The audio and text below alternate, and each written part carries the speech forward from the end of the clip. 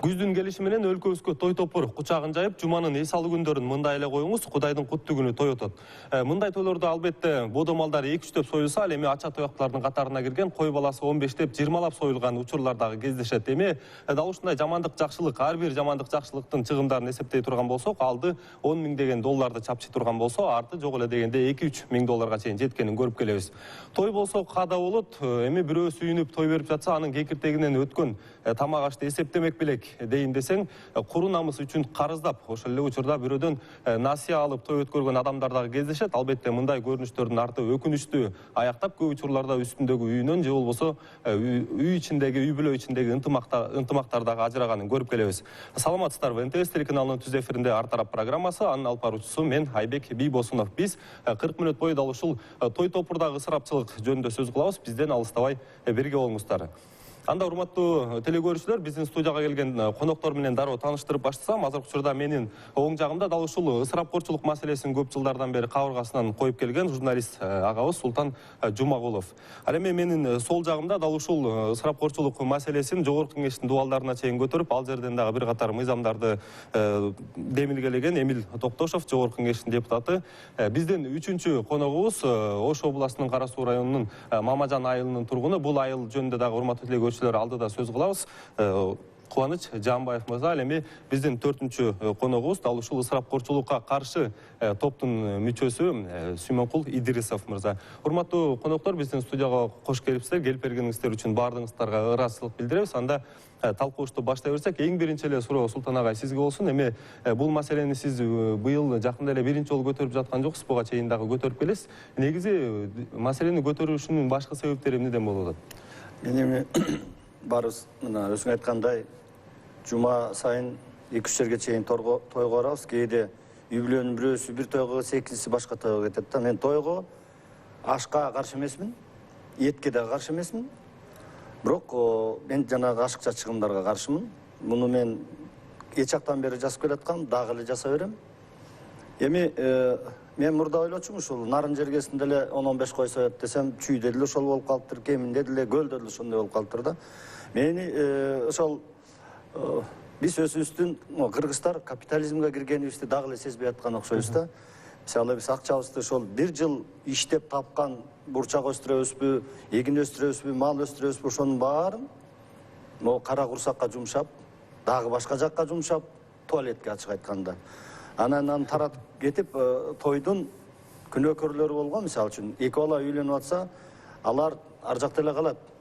Аларга бата беришет да, болду, ошо менен болгон малдын баарын жеп алып туруп тарап кетишет кудалар. Анан мисалы ошондон улам чыгып атат да, биз үнөмдөп, ошо ким үчүн арнап тойду өткөрүп атабыз. Эки балага арнап өткөрүп атсак, 15 койдон жебе дейин, бир 3-4 жесе эле киши тоюп отуруп калат экен, калганын баары пакетке түшөт экен.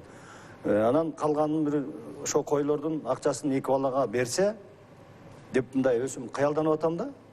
Ошол эки балага тарап атканда, бай туугандар, кудалар, могу эки балабыз үйлөнүп атты эле, мен кызыма же балама карточка аштырып койдум Демирбанктан.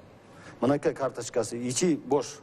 Могу элден келип түшкөн 40 000 же 50 000 же 70 000 же 100 000. Ушуну эртең булардын биринчи үй бүлөлүк бюджети болуп калсын деп туруп берип койсо, эки бала деген келип алып өздөрүнүн менчик эс экенин сезишет да. Ой, биздин момунча акчабыз бар, ушуну көбөйтөлү, ушуну жакшылыкка жумшайлы деп. Биз ошону тетири жакка жумшап атпайбыз, анан ошол себептен жасалды да.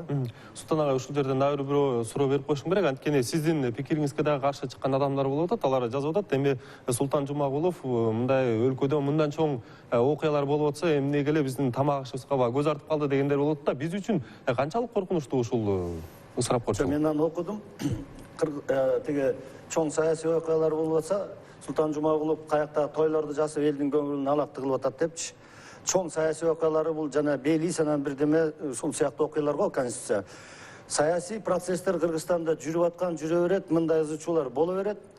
Анын баары унутулуп кала берет, жаңы окуялар боло берет, шайлоолор болот. Бирок кыргыздын өзүнүн, мен бул ишенимим да, кыргыз өзүнүн жашоо образын оңдоп, чыгымын азайтып, өнүгүүгө бет алса, бул эң чоң саясат.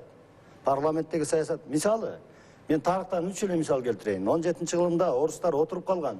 Петр биринчи Европаны кыдырып келип туруп, ай мындай жашаганга болбойт экен деп туруп, ошол биринчи империяны түптөгөн. Керек болсо жана мужиктердин сакалына чейин салык салып туруп, анан ошол мындай кичине Европа түспөлдөштүргөн эл кылган. Ататүрк Түркия деген ортодо калган байкуш бечара тарап кете турган өлкө болгон. Диний башкарууга негизделген.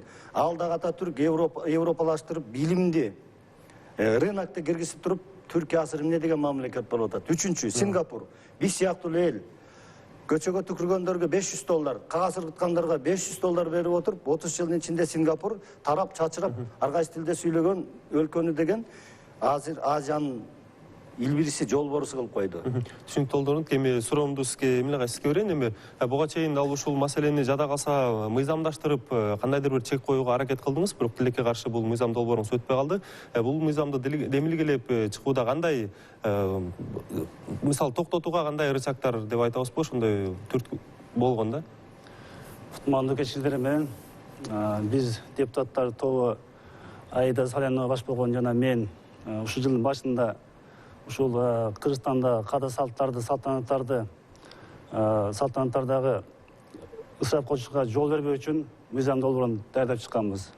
Тилекке каршы биздин палатада парламентте колдоо таппай калды, анан артка кайтарып алдык. Мунун мааниси өзү айтып тургандай, мына бизде азыркы мезгилде, акыркы мезгилдерде аш тойлордо өтө эле чоң ысырапчылыкка жол берип жатабыз. Мисалы факт менен айтсак, мына будан 2 жыл мурда эле кыз узатын айтсак, үйдөн жашынакай эле аялдар, апаларыбыз, жеңелерибиз келип кызды бир 30-40 аял келип кыз узатчу эле. Азыр болсо муну бир кээ өкүлдөр чоң тойго айландырып алды. 200 адам чакырып той кылып узатып, мына кызы ошол эле 200 адам кайра 2 күндөн кийин ушу баланын уулдун тоюна барат.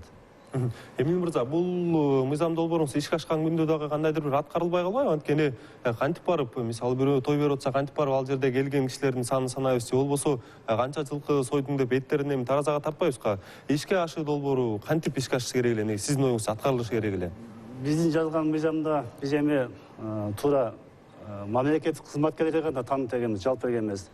Ошонун ичинен тойго чакырган элдерди 250ден ашпасын, кокус ашып кетсе, билинип калса, мындай через сим аркылуу моралдуу укукту айтып, мына уят карабыл дегенде сөз болгон. Эми кыргызбыз да, бизди камчы менен тарбиялабайбыз, закон менен баш ийдиш кыйын экен, биз өтө эркин элбиз. Мисалы, мына Тажикстанда 5 жыл, 6 жыл мурда бул мыйзам кирген. 250ден адам чакырылбасын тойго деп. Ал жактан мыйзамга эл баш эткен жашынакай иштеп атат. Анан да биз жазганда мыйзам жаш элери, мисалы үйлөнүү тоюнда жанагы тойго чыккан машиналарды ошонун санын кыскарталы дегенбиз. Биз жазганбыз сиздин оюңуз 5 машина ашпасын деп. Түшүнүктүү болду, бардыгына чектөө кириш керек экен. Буга баарыбыз деле макулбуз. Эми сизди Сүймөнкул мырза сизге берсем, азыркы учурда демилгечи топ түзүп, ушул кандайдыр бир социалдык тараптан маалымат каражаттары аркылуу көрөшөйүн деп атасыз да. Эми көрөшкөндө дагы кандай пландар коюлуп атат сиздердин демилгечи тобуңарда? Мен алгач кыскача мисал менен айта кетсем, ысырапкорчулукту мен өзүм кандай башыман өткөрдүм. Өткөндө эле былтыр мен агам үйлөнүп, анын чоң тоюна бардык, чоң кудасына бардык. Ошондо бир жылкы 10дон ашык кой союлду да. Эртеден кечке ошо отурдук ошо жерде. Боз үйгө кирет, кайра келип эт тартат. Бул жакшы.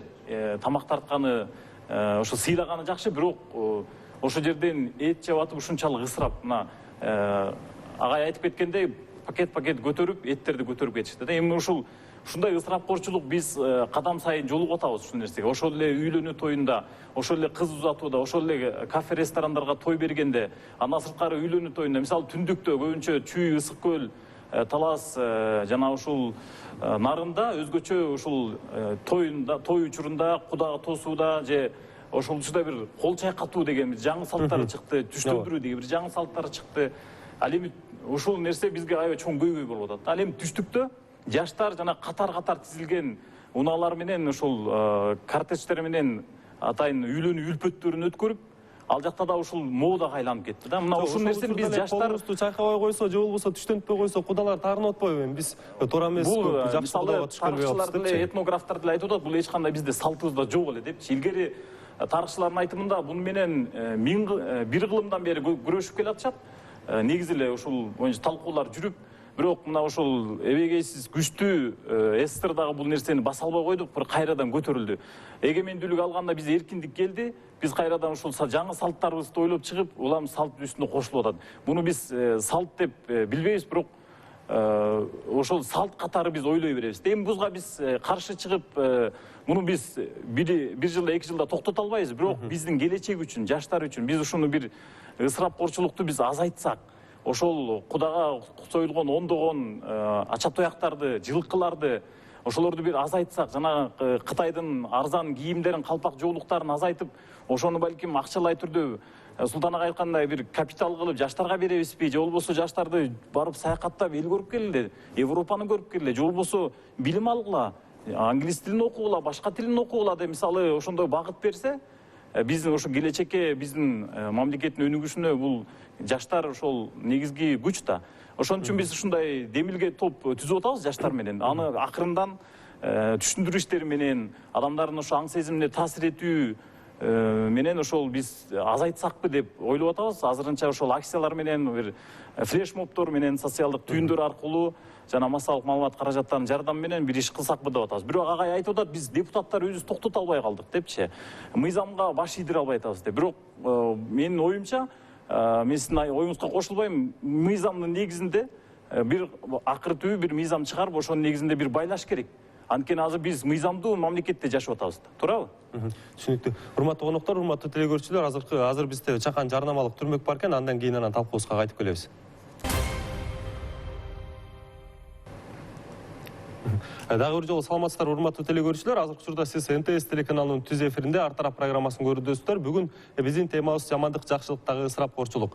Азыркы учурда мен Султан агай, мына урматтуу коноктор, бизге үлгү боло тургандагы айылдар жок эмес, алар бир нече айылдар бар. Ошолордун бири Ош облусундагы Кара Суу районунун Мамажан айылы. Бул айылда баягы жергиликтүү элдер эле демилге көтөрүп чыгып, кандайдыр бир чек коюшуп, ошол чектен аша турган болсо, аксакалдар соту аркылуу дагы жаза көрүүнү чечишкен экен. Эми айылдын тургундары менен биз байланышканыбызда алар билдиришти, ошол айылда сонун эле болуп калды дейт, жана ошондой эле башка жакка дагы үлгү болуудабыз дейт. Бирок демилгечилер өзлөрүнүн жумушуна байланыштуу Оштон келе алышкан жок, ошентсе дагы бизге өкүлүн жиберген. Кубаныч агай, айтсаңыз, ушу айылыңыздарда бул демилгени киргизгенден кийин кандай болуп калды? Негизи баары эле түшүнүү менен карап атышабы?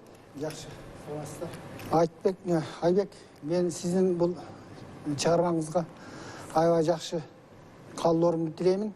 Сиздер ошол передачаларды көп алып барсаңыздар, биздин эл укканды жасайт. Мен эми мисал менен айта турган болсом, биздин айылда жакында өзүмдүн классташым Айтбек деген өзүнүн уулун үйлөдү. Эми баягы ЗАГСка чыкканда сиз айтып баратасыз, туштук тарапта канчалаган кортеждер жасап, ушундай бир чыгымдар көп болуп атыптыр деп. Действительно, ЗАГСка чыгып атканда эң аз дегенде 100 миңдин үстүндө сом менен айтканда расходдор болуп аткан. Ошол биздеги айыл башчылары, эл башчылары кичине демилге көтөрүп, элдин айтканын угуп, тиги менин классташыма сунуш кылышкан экен. 2 спринтер менен айылдагы жакшы машинаны кыз үйлөнүү ЗАГСында чыгарышкан экен. Ошол жерде 9 миң, 10 миң сомдун айланасында расход болуптур. Анын классташтары калган акчасын топтоп берген экен. Жанагы үйүнө жаңы турмуш куруп аткан жигит менен кызга 2-3 бөлмөлүү фундаментти тургузуп бериптир. Ошол. Султан агай, бул ушул жерден дагы бир суроо бергим келип атат. Эми азыр баардыгыңыздар эле мына элестетип көрсөңүз, биздин эле той топурлар болсо 200 кишиби, 500 кишиби отурат, ал жактан музыкасы даңкылдап, буга чейин да сиз айттыңыз, эми жакшы бир адамды көрүп калсаң, аны менен сүйлөшкөнгө дагы мүмкүнчүлүк жок деп, ошол эле учурда жаштар дагы башынан аягына чейин тикесинен турган, анан кандайдыр бир айтып атабыз, чектеш керек деп, бирок чектегенден кийин альтернативдик жол болуш керек деп, ошого сиздин сунуштарыңыз барбы мисалы? Бизди элди күнөөлөгөнгө болбойт да. Сен момдай той бербе, болсо аш бербе, балдарыңды. Биз көргөнүбүздү жасап атабыз. Анан могу жаштар, биз болсок Европа, Америка, башка жакты көрүп калдык да. Ал жакта тойлор жеңил өтөт, жеңил музыка. Ошол өзүнө жакын адамдарды чакырат. Жана антип талып түнү бою отурбайт. Мандаш уруну алып, буту талыганча отуруп азап жебейт. Анан ошол элге биз деген альтернативаны өзүң айткандай сунуш кылышыбыз керек да. Кандай жеңил желпи тойлорду өткөрсө болот. Ошол эле жанагы үйлөнүү үлпөттөрүндө адамдар чогулуп келип куттуктап берчүсүн акчасын берип коюп кетип калса, мисалы үчүн мына Турцияны айтып атасыңар, бирөө $5.000 чыгым кылып, бирок балдарга $30.000 чогултуп берип кетиптир. Алар келет, өзүн белегин берет, кошумчасын берет, бир аз отурат, бийлейт, ырдайт да кетип калат. А бизде ошол жарым күн бою отуруп атпайбызбы? Жарым күн отуруп анан бирөөнө жагат, бирөөнө жакпайт. Эми ресторандар жөнүндө өзүнчө сөз болушу мүмкүн. Эми ал жерде 500 киши сүйлөйт. Анан каңкылдап бүтүр силак какылдайт. Ошо менен биздин тоюбуз эс алуу болбой эле чарчап анан барып кулап түшөсүң да. Азыр мына биздин астыбызда шайлоо боюнча реклама болду окшойт. Эми партиялар азыр эмне гана нерселерди сунуш кылып аткан. Бекер автобустар, бекер шаардык транспортту бекер кылабыз деп атат. Кабат-кабат этаж парковкалар салабыз деп атат. Метро салабыз деп эле айта элек. Мен ойлойм, ушу партияларды карап отуруп, шаарыбызга түкүрбөйлү, шаарыбызды мындай өсүш үйүбүздөй кармайлы, бул биздин шаарыбыз, мындай жеңил желпи жашайлы дегенде эле ураандарды койсо болот эле да. Мисалы, туурабы? Анан баарыбыз күрөшүшүбүз керек. Анан мен бул жолу көбүнчөсүн жаштарга кайрылдым да. Жаштар, бизден эчтеңке пайда чыкпай калды. Биз оңолбой калдык. Силер андан көрөк ошол эле партиялардын жаштар канаттары жүрөт. Шайлоодо эле пайда болуп калып эле анан бүт баары парламенттик өстөй чуркашат да, депутат болгусу келишет. Мен айтам, ушундай жөнөкөй флешмоб, жөнөкөй бир жана түкүрбө деген бир эле бала өткөрбөдү. Анан канча киши колдоп ийди. Ушул сыяктуу жанагы партиялардын жаштар канаттары чыкпайбы? Биз деген башкача жашагыбыз келет.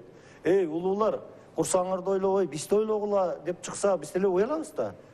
Анан ошол себептен анан альтернатива бар. Ошону биринчи жаштар. Анан бул киши айтып атпайбы мынеке, көрсөт, айылдарда деле бар экен да. Ошол Акталадан уктук, жанагындай малдын жарымынын акчасын балдар менен кызына берип коюптур. Мына мен мону жазгандан кийин өздөрү чалып айтышты да. Демек, жасаса болот экен да. Өзгөрүш бар, сөз жок. Эмил мырза, жана буга чейин дагы сиз моюнга алып калдыңыз. Биздин багы мыйзамыбыз кандайдыр бир чала болуп калгандыктан ишке ашпай калды депчи. Эми бул көпчүлүктүн каалоосу болуп атат. Кандайдыр бир өзгөртүүлөрдү киргизип, кайрадан сунуштаганга ойлоруңуз барбы? Албетте бар. Эми кыргыз эли биз улутпуз. Улут деген өзүнүн каада салты бар, маданияты бар, тили бар эл улут болот.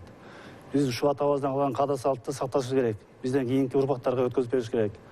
Биздин оюбуз ушу каада салтты бурмалабай, кошумчалабай, ысырап кылышка жол бербей, жашынан кайгылып, кийинки урпакка өткөзүп бериш керек.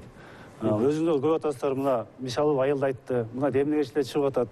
Ушулардын жардамы менен биз дагы деле мыйзам жаза беребиз. Дагы деле мындай өткөндө өтпөгөн болсо, кийинки жакшынакай механизм жазып, ушу элге дагы депутаттарды тартуулайбыз.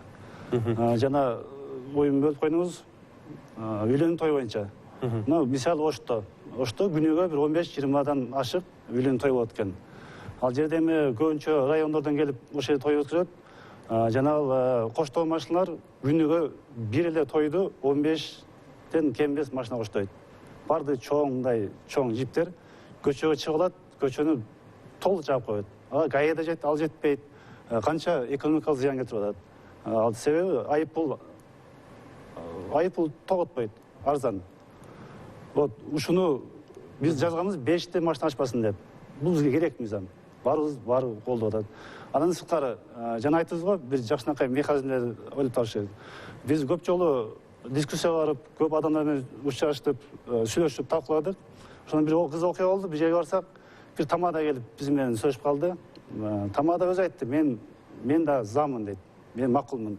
Ушул тойдан аштан жадап чыктык элибиз, ачыгын айталы деп. Сиздин оюңуз кандай десем, менин оюм ошол тойдо 3 тамак берет дейт. Биринчи, экинчи, үчүнчү. Ушуну экинчисин алып койсок, жок дегенде бул дагы жакшы болмок деп. Бул да туура. Сиз өзүңүз той бергенде кандай кылып өткөрүп атасыз? Мисалы, мыйзам долбоорун сунуштагандан кийин чакан эле адамдарга өткөрүп атасызбы же болбосо сиз дагы дүңгүрөтүп атасызбы? Мен үйлөнгөндө той өткөзгөнмүн. Бизде эми Кыргызда жакшы сапат бар да, курнамыз деген. Сөз той өткөзүш керек. Досуң өткөзсө, сен өткөзүшүң керек. Кошунан өткөзсө, сен ада ашык өткөзүшүң керек. Ушундай сапаттарыбыз менен ушул жаман иштерге ысырап кылышка барып атабыз да. Эми муну жолдору бар. Буну биз мына башка жактан Европадан алсак болот. Мисал, ал жакта чоң тойлор өткөзбөйт. 150 ашып кетсе 150-100 адам чакырып эле мына шведский кылып, каалоосун айтып, жана мисал келтиргенде колунан берген жардам берип кетип калат. Бизде да ошондой баштасак болот. Мисалы кылып. Азыркы биз санап көрдүк, азыр тойлордо эч ким пайда таппайт экен. Зыяндан башка пайдасы жок. Бир чоң чиновник пайда таппаса, карапайым элдер зыяндан башка пайдасы жок. Ушул жерде мен дагы бир ой айткым келип атат да, мисалга турган болсок, биздин багы элдин көз алдындагы адамдар үлгү болсо, бул жакшы жаңылык деп айткан ойлоп атам да. Мисалы Султан агай ушул маселени көтөрүп чыкты, анан элдер дагы ойлоно баштады да. Ошол эле учурда мисалы сиздерге бир маалымат айтып берейин. Көп адам мен мисалы окуп алып аябай таң калдым да. Мисалы Жогорку Кеңештин депутаты Жыргалбек Саматов 2013-жылы бул 20 миңден ашуун адамды чогултуп той берип турду. Алдактан баш байгесине 20 төө, 20 жылкы, 20 өгүз жана ондогон автоунааларды дагы коюп турду. Эми ушундай ойго сиздин оюңуз кандай? Негизи үлгү болуш керекпи негизи өйдө жактагы адамдар? Же болбосо мыйзам долбооруңуз ишке ашса эң биринчи эле ушул кесиптешиңиз Жыргалбек Саматовдон башташ керек го дейм. Ошол кезде деле мисалы ошол төө ашууга жакын жанакы Оштун Бишкек Ош жолун жаап ошол Кумуштагы төө өткөрүшпөдү.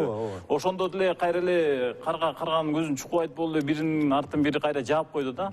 Ошо мисалы кечиресиз сөзүңүзгө аралжы. Мисалы сиздер өзүңүздөр үлгү болсоңуздар чында жакшы болот эле. Мисалы Султан ага айтты, жаштарга кайрылып атам деп. Бирок жаштар туура биз азыр көбүнчө курал катарда колдонуп калып атабыз көп учурдачы. Бирок сиздер баштасаңыздар, улуулар баштасаңыздар, жаштарды мондай кылгыла, мондай той өткөргүлө. Анан мисалы депутаттар, чиновниктер өздөрүңүздөр ошо тойлорду азайтып, тойго барганда азайтып баштасаңыздар, бизге үлгү болот элеңиздер, жаштарга үлгү болот элеңиздер. Мисалы айтайын дегеним, жана башында сиз дагы айтып кеттиңиз, мисалы ошол түштүктө узун мисалы Оштон Арабанга чейинки созулган жана кортеждерди биз токтото албай атабыз. Биз эмне анда мамлекеттин андай күчү жок экен анда, карабайсызбы? Ошон үчүн мисалы күчкө салып эле, сөзсүз түрдө МВД менен иш алып барып туруп эле, сөзсүз түрдө мисалы 5 машинадан ашпасын, жолду эч качан пробка кылып тоспосун. Мына ушундай атайын чектөөлөрдү коюп, сиздер мыйзамдарды коюп, ишке ашышын көзөмөлдөсөңүздөр, ишке аша турчу нерсе бул. Элдин баары эле мыйзамдын негизинде жашайт. Жана мурдагы биздин коллега туура ошондой той өткөргөн экен 2013-жылы. Мен аны туура кабыл албайм. Бул өтө эле ысырапчылык жана аша чапкандык деп санайм да. Кыргызстанда коомдук пикир аябай күчкө ээ болду да. Бизде басма сөз эркиндиги, жанагы социалдык түйүндөрдүн кеңири тарашы, бул баарын чиновниктер да ордуна коюп атат.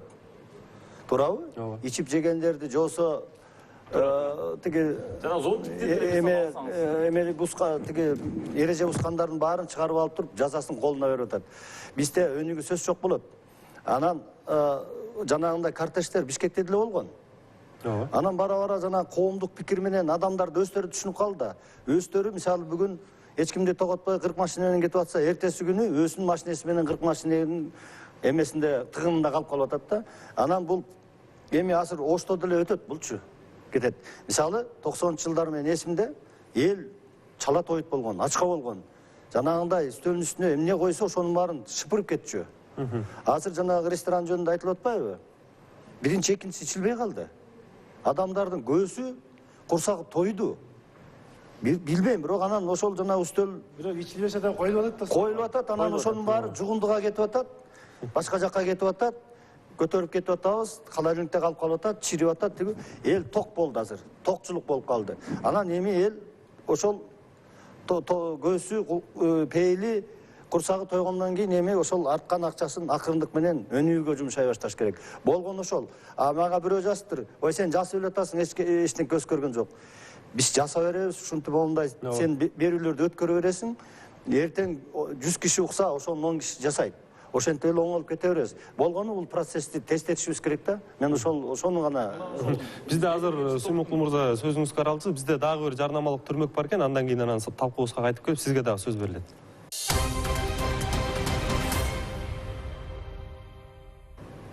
Урматтуу коноктор, кайрадан өзүбүздүн талкуубузду уланталы. Азыр Кубаныч мырза, сизге суроо бергим келип атат да. Эгер мына сиздин айылда кандайдыр бир чек коюпсуңар, анан айыл эли мындай баардыгы түшүнүү менен карап атабы, же болбосо кээ бирөө каршы чыккандар да болуп атыптырбы? Мен айылым менен сыймыктанам. Өзүм Бишкекте турсам дагы айылда жакшылык жамандыктарга барып турабыз. Биздин эл улууларды угат, кичилерди сыйлайт. Мисалы бизде айыл башы деген бар, эл башы деген бар. Алар ошол элдин өзүнүн демилгесин көтөрүп, элге жеткирип берет. Мен ойлойм, элдин жетекчилерин угса, эл башын укса, айыл башын укса, айыл өкмөтүн укса, анан ошол иштерди алдыга карап, жакшы демилгелерди туура колдоно турган болсо, жакшы иштер болот. Жакшы иштер болуп атат. Муну мына сиз байкем айтып кетти. Тездетишибиз керек, чыгашаларды азайтышыбыз керек, эң негизгиси. Ошол. Сүймөнкул мырза, бул жерден кандайдыр бир мыйзамдык чектөө киргизгенден ошол эле учурда ага катар кандайдыр бир адамдын аң сезимин дагы чертиш керек го дейм. Анткени деген чектегенден көрөкпү, адамга аң сезимди түшүндүрсө, адамдын бактылуу болушу же болбосо кайсы бир адамдын жер астында тыныч жатышы бул союлган бодомалдардан көз каранды эмес деп кандайдыр бир аң сезимине жетсек болобу? Сөзсүз түрдө азыр мисалы социалдык тармактар, ошол эле массалык маалымат каражаттар аябай чоң күч болуп калды. Бизде сөз эркиндиги жөнөкөй эле зонтик маселесин, зонтик челленджди ала турган болсок, мына 2-3 чиновниктин бирөөгө зонтик карматканын тартып чыгарып коюшту эле, мына бүт баары коркуп калды чиновниктер, депутаттар дагы коркуп калды. Ошол эле мисалы паркта семичке тартып чагып отурган кызды тартып коюшту эле, мына эч ким чакпай калды. Азайды. Ошол эле жанагы скамейкалардын үстүнө чыгып конуп алгандар. Мына ошо сыяктуу биз ашыкча кеткендерди, ошол эле чиновниктерби, мейли жөнөкөй жаранбы, ошолорду бир уяткарсак, бир аң сезимине жете турган бир нерселерди ойлоп чыксак, ошол таасир этет. Бирок бул дагы жетишсиз деп ойлойт элем. Анткени муну дагы акыры мыйзам негизинде кандайдыр болсо да бир чектеш керек. Сөз түрдө мисалы депутаттар, сиздер башка саясат менен балким алек болбостон, ушундай бир жөнөкөй элге жакын проблемалар менен иштесеңиздер, иштөө механизмдерин ойлоп чыксаңыздар, балким сиздердин жанакы демилге колдоого алынат. Мына биз дагы жаштар дагы балким колдойбуз, биз да карап турбайбыз. Ошол мисалы сөздөн ишке өткөн жакшы да, бул канча жылдан бери көтөрүлүп келет. Мисалы былтыр дагы 2015-жылы өкмөттө атайын жумушчу топ түзүлгөн, парламентте да сиздерге чыктыңыздар, бирок ошол кайра эле барып токтоп калды да. Мына ошол токтобой кайра уланып турса, ошол ишке өтсө, башка бир механизмдерин ойлоп чыксак, башка альтернативный варианттарын ойлоп чыксак, мисалы ишке аша турчу нерсе. Ушул жерден мен дагы урматтуу телекөрүүчүлөргө кайрылып кетким келип атат. Эгерде урматтуу телекөрүүчүлөр, сиз дагы ушундай байманапчылык же болбосо ысырапкорчулукка ошол эле учурда чубалжаган автоунаалар менен кетип бараткан той топурдун ээлерин көргөн болсоңуз, анда уюлдук телефонуңузга тартып, массалык маалымат каражаттарына болобу же болбосо социалдык тармактарга дагы чакырып, дал ушул ысырапкорчулук менен чогуу биргеликте көрүшүүгө баардыгыңыздарды чакырып кетмекчимин. Анан азыр мага бул жактан билдирип атышат да, Эмил мырза бул жакта айтып атышат, чынар аттуу телекөрүүчүлүбүз кайрылган экен. Ошол эле учурда той өткөрөйүн катардагы той өткөрүүдө дагы жанагы тойканалардын дагы баасы абдан кымбат болуп атат депчи. Жанагы мыйзам долбооруңузда да кандайдыр бир эске алынды беле ушул көрүнүш? Ал мыйзамда жазган эмеспиз, тойдун баасы канча болот деп. Мен мисал келтирип айтайын. Бул болгон факт. Кээ бир кишилер той өткөзүш үчүн, намыс үчүн өзүнүн үйүн залог коюп, кредит алып, анын кутула албай үйүн сатып, анан бала чакасы ажырашкан күнөө болгон. Тойдун артынан. Жана Сүймөнкул мырза айтып кеттиңиз, биз саясат менен алек болбой эле бизде элдин турмушун карап атабыз. Ушу элдин турмушун караган үчүн жазда ушу мыйзам көтөрүп чыкканбыз. Биз мында катыра жазып койгонбузбу, колдоо таппай калды. Жанагы тойканалардын бааларын чектесе болобу, кандайдыр бир түрдө мыйзам чыгарабызбы же болбосо? Баасын чектей албайбыз. Бизде эркин экономикалык мамлекет, анда укугу бар. Тойкананы өткөзбө деп же акчасы мынча кыл деп чектей албайбыз. Балким мисалы салыктарды көбөйтүү менен ошол тойканаларды бизде азыр тойканадан көбү жок да. Балким ошондой бир варианттарын ойлоп чыксак. Салыкты 10 миң сом, 100 миң сом кылсаң да өткөзө берет. Мисалы мамлекет азыр бизде эң иштеп аткан экономикага, көмүскө экономикага мисалы таасирин тийгизип аткан бул той бизнеси. Тамадалар, ошол эле ырчылар, ошол эле жанагы шоумендер, тойкананын ээлери. Мына ошону бүт акчанын баарын ошолор таап атат. Мейли тапсын, бирок ошону кандайдыр бир мисалы той өткөргөндө, мисалы канча бир процентин сен салык мамлекетке өткөрүп бер. Же болбосо тамадаларга, ошол эле ырчыларга балким салык сыяктуу бир маселе менен, механизм менен ишке ашырса, балким экономикага пайдасы түшөт. Тыюу салыш кыйын болот. Мен бир оюм бар. Мына той күнү өтөт. мисалы Бишкекте деле Ошто деле күнүгө той. Ошону мүмкүн тойдун убактын кыскартыш керек. Сиз айтып кеттиңиз 6 саат отурабыз деп. 6 саат эмес 2 саат, 3 саат кылыш керек. Бул жеңилдетилген бир механизм. Ошол берген 3-4 тамак. 3-4 тамакты 2 тамак кылыш керек. Ошолдо гидтер, жана оюн зооктор, ошону азайтыш керек ичинде. Ошонун жеңилдеген механизм менен элдердин аң сезимине киргизип, анан өзүбүздөн баштап ушундай кылып маалымат каражаттан иштесек, бул кичине жылыш болот деп ойлойм. Мыйзам дегенде мисалы ысырапкорчулукка каршы мыйзамды билбейм, кантип иштеп чыгарса болот, кантип чектесе болот. Мен буга мындай башкача көз караштамын да, мамлекеттик кызматкердин этикасы деген бар. Депутаттын этикасы деген бар. Мына ушул мыйзамдар жетиштүү. Биз ошол мамлекеттик кызматчы ошол өзүбүздүн этиканын чегинде жүрсөк, депутат өзүнүн этикасынын чегинде жүрсө, биз элдин алдыңкы катарында турган адам экенибизди билип, үлгү боло алсак, анан бизде деген мыйзамдан күчтүү, мен дагы бир жолу кайталайын. Маалымат каражаттары деген бар, жана коомдук пикир. Ошол аркылуу тыйышыбыз керек. Ошол маалымат каражаттары аркылуу жакшы ысырап болбогон, жанагындай эки баланы айтып атпайбы, тиги Европага же башка жакка путевка сатып берсе эмне болот эле? Жоксо бул киши айткандай үйүнүн тиги пайдаланын салып беришкен экен. Жоксо жана мен айткандай 40 000, 50 000 сом болсо да биринчи бюджети. Ошондой нерселерди көргөзүү аркылуу биз жашашыбыз керек да, анан ал мыйзам иштеп чыкканда ал эффективдүү болбойт, менин оюм боюнчачы. Анан экинчи жанагы мына силерде репортаж жасагыла, мен деле ошол тиги Азаттыкта экенде, Элтердикенде жасаганга аракет кылганбыз. Жанагы гид. Менин ичимди күйгүзгөн ушул нерсе да, кыргыз ыйлап сыктап картошка өстүрөт, ыйлап сыктап малынын жарымын кырып отуруп күзгө чейин жеткирет. Анан анын тапкан акчасын сатат дагы келип Дордойдон Кытайдын кийимдерин издешет. 300 кишини чакырат дагы калпак алат. Калпакка да каршы эмесмин. Биздин калпак да алсын. Кытайдыкын жана 120-150 сомдарды оптом алат. Келген эркектердин баарына кийгизет. Аялдарга касы бир кружка. Эмне мен ошого да ичим күйөт да. Мейли ресторанга кете берсин. Ошо ресторан бизнесин өркүндөп аткан экен. Ырчылардын чөнтөгүнө акча түшүп жок дегенде өзүбүздүн балдарга кетип аткан экен да. Мен жана Кытайдын экономикасына ансыз деле бай Кытайды жарды кыргыз ого бетер байытып атканына мен ушундай ошону айтсаң биздин адамдар түшүнгүсү келбейт да. Жок, бул салтта бериш керек да дейт. Эмнеге мен мага жана кружканы бербей койсо мен таарынамбы? Же жанагы синтетика калпакты мен кийгим келбейт, менин үйүмдө жыйылып турат, келип мен бекер берет элем алабыз десечи. Салтка шылтоо очпой көп учурда негизи кыргыздын салтында болгон бекен ушундай көрүнүштөр? Жок, эч качан мындай болгон эмес. Бул каада көп, тиги аш көп болсо каада көп деген эле көпкөнчүлүк биздин. Ала көйдөндүгүбүз, курунамыздыгыбыз арданбай эле койсун. Мен муну ресторандарды деле айтып, сенин ишиңде деген сөөгүлөрдү уккам, бирок айта берем. Эмнеге биз Кытайдын экономикасын иштешибиз керек? Мен ошого таң калам да. Эгер биз бай болуп эле айлабыз кетип атсак, Кытайды инвестиция кылып баксак болот эле. Карап көргүлөчү, тиги 6-Демаш күнү Эрикбей барып мына эмеңерди тиги операторлор барып көрсүңөр, келет. Кыргызстан булуң бурчунан келет, Ош базарынан келет, Дордойго келет, толтура алат. Каяка алып атасың? Биз куда күтүнө келет, же кыз узатып атты келет деп 200 калпак алат. Бир каякта бир 70-80 сомдук жоолуктарды алат. Ана мен муну 86-жылы жазгам. Бир көйнөктүн таржымалы деп. Нарындан кийилген көйнөк айланып, лейлек баткенде айланып, ысык көлдү барып туруп, жакасы жыртылып туруп, кайра менин өсүмө келет. Азыр так ошондой болуп атат. Өсүмдүн берген жанагы кийгизип атпайбы, чепкендерди 350 сомдук. Кытайдан жылтырап турат, эмнечи кооз болуп. Анын 4 бүктөйт да шкафка тыгат. Аны башкага берет. Ал айланып жүрүп отуруп, бир күнү өсүнө келет. Анан биз ошондой бул деген мен ардантканы жана чет өлкөлүк биздин жана биздин турмуш тиричилигибизди, Кыргыздын кулк мүнөзүн изилдеп аткан европалыктар айтып атпайбы? Силер деген аябай таң калыштуу эл экенсиңер депчи.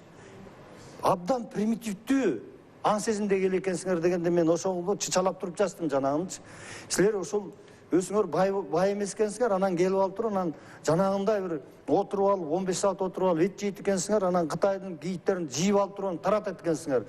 Бул деген биздин акылыбызга, мээбизге ойлонсок да келбей турган жорук.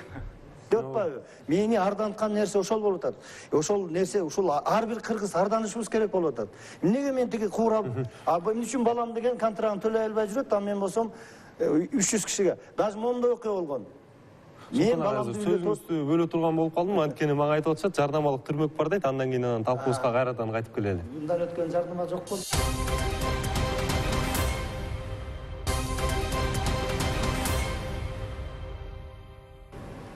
Урматтуу телекөрүүчүлөр, урматтуу коноктор, биздин убакытта азыркы учурда аягына жетип калыптыр. Эми баардыгыңыздарга бир 10-15 секундтан убакыт берели. Баардыгыңыздар бир чакырык таштап кандайдыр бир ушинтип койсоңуздар болот. Сизден баштайлы анда, Султан Мен агай. айтат элем, кыргыздар куру намыс калдырбай, намыстуу болгулачы. Эмне сиз? Урматтуу кыргыз элим, бизде той болсун. Той болсо өнүгөт экөөбүз. Мен кааларым бир ысырап кылчылыкка жол бербей, аң сезимди ойготуп. Чоң рахмат. Сиз Мен деле ошо ысырапкорчулукка баардыгы эле каршы. Биздин эл укканын айтат, көргөнүн кылат. Ошол жакшы нерселерди кылса. түшүнүктүү болду көрүнөк, Сүймөк мырза сизге. Жаштарды, карлар дагы улумун да чакырат элем. Ысырапкорчулукка алдырбай эле баарыбыз күрөшөлү. Буюрса бул аягына чыгабыз бул нерсени.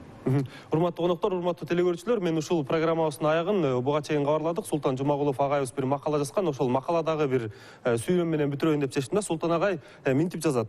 Менимче кайсы бир ташмат кудаларына 3 койдун эле этин тартып, калган койлорун акчасын чогултуп, жаңы баш кошкон 2 жашка 50 000 сомдук банк карточкасы менен кошо тапшырса, салтты бузган ит кыргыз деп эч ким сөкпөсө керек дейт. Бул оюна мен дагы кошулам. Сиздер 40 мүнөт бою НТС телеканалынын түз эфиринде ар тарап программасын көрдүңүздөр. Анын алып баруучусу мен Айбек Бибосун уулу болдум. Аман туруңуздар.